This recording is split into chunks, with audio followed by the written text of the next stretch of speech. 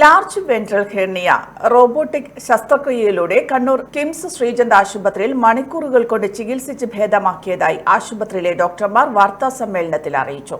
കേരളത്തിൽ 2-3 ആശുപത്രികളിലുള്ള robotic hernia surgery വടക്കൻ കേരളത്തിൽ ആദ്യമായി അവതരിപ്പിച്ചത് കിംസ് ശ്രീചന്ദിലാണെന്നും ഡോക്ടർമാർ പറഞ്ഞു.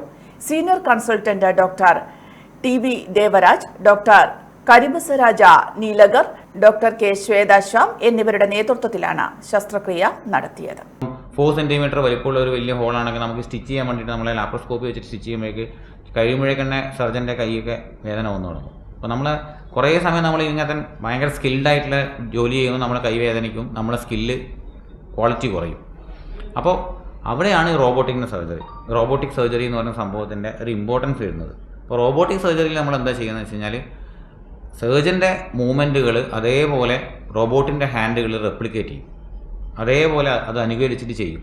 അതാണ് അതിൻ്റെ ഗുണം. അപ്പോൾ നമ്മൾ കൈകൊണ്ട് അതിന് സർജൻസ് കൺട്രോൾ എന്ന് പറയും. അപ്പോൾ അവിടെ ഇരുന്നു കൊണ്ട് നമ്മൾ 2-3 വിരലുകൾ ഉപയോഗിച്ചിട്ട് നമ്മൾ ആ മൂവ്മെൻറ്റ് ചെയ്യുന്നുണ്ടാവും, ഈ റിസ്റ്റ് മൂവ്മെൻറ്റ്.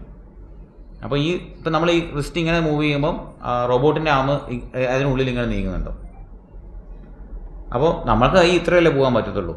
പക്ഷേ റോബോട്ട് നമ്മളതിന് വീണ്ടും തിരിച്ച് കൈ ആക്കിയിട്ട് വീണ്ടും ഇങ്ങനെ ആക്കി കഴിഞ്ഞാൽ റോബോട്ടിൻ്റെ ആകുമ്പോൾ തിരിച്ച് ഇങ്ങോട്ട് വീണ്ടും അടുത്ത ഡിഗ്രിയിലേക്ക് നീങ്ങും.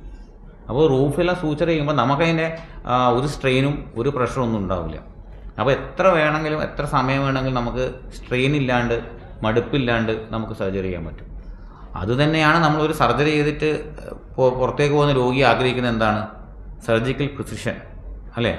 അതിന്റെ ആ ക്വാളിറ്റി ഓഫ് സർജറി ആ രോഗിക്ക് കൊടുക്കുക എന്നുള്ളത് തന്നെയാണ് ഉദ്ദേശിക്കുന്നത്. വാർത്താ സമ്മേളനത്തിൽ KIMS Sreechand unit head doctor T P. Dilshad, doctor P. Raveendran, doctor T V. Devaraj, doctor K Shweta Shyam എന്നിവർ പങ്കെടുത്തു.